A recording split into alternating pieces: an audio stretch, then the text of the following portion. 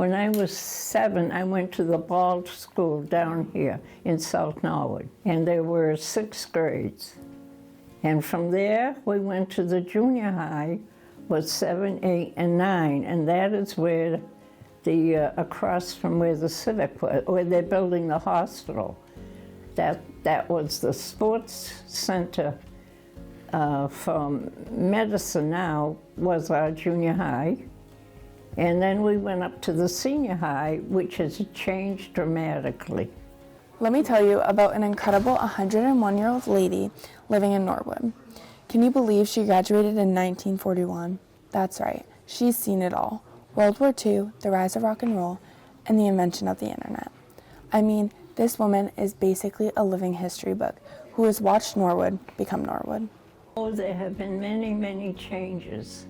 When I was a little girl, we had trolley cars running through the main street of Washington Street. And then, as I got older, they took them out and put in the buses. Women typically didn't work in the 50s. They served as housewives. But Blanche started working when her kids were in high school because she desperately wanted to take the kids to Canada for a family trip. And once she started, she couldn't stop. Blanche continued to work for 24 years. I worked in a jewelry store, $10 for the week, 5 days a week, and I was not very happy doing that. So then, after I graduated, I worked as a maid in a cottage by the ocean by the Holman family. They owned a catering business. That was my first job. And then from there, I went to work for an estate in Walpole, the Dutton estate. They came from England, and they were very wealthy. And they had 22 rooms, and we had our own building for the servants' quarters. So I slept there. I had to stay there and got 2 days off every 2 weeks. One of the favorite things we liked was Neponset Valley Farm had an ice cream stand on Route 1.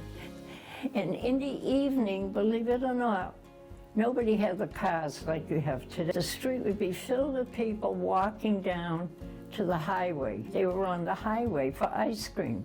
We had some wonderful old-fashioned picnics at New Pond. At that time, there was a road you could go out to an area. It was like a little extra piece of land in New Pond. And every Sunday they had a polka band playing, and they would have a picnic with all kinds of food. And people would all walk there, and they would be dancing the polkas and different dances, and swimming. At that time, we were able to swim. In New Pond, we were lucky. In the 1950s, marriage was often viewed as a significant milestone. As a 27-year-old, Blanche was already considered an old maid. My husband, he was a state trooper. When he came home from the service, he worked undercover, and then he went to work for the Foxborough Company in electronics. And he was good at it, so they made him a foreman at a new building in Bridgewater, the Foxborough Company, and they built big computers for Russia at the time. Blanche stayed self-sufficient until her 90s. She angered neighbors who watched her shovel her own driveway and drive around town. But when Blanche turned 100, she took it into her own hands. Oh, well, I gave a party. I gave it. They wanted to give me one, but I wanted to be in charge. So we rented the room at the Chateau, which is nice, overlooking the golf course. I paid for it. I wanted to, and I had a list I gave my daughter.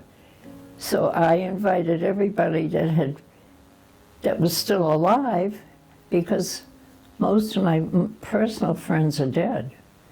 I'm the only one left. And Blanche leaves us with, every day is a gift. Make the most of it, which I try to do now even. For NHS Update, I'm Micaela Brown.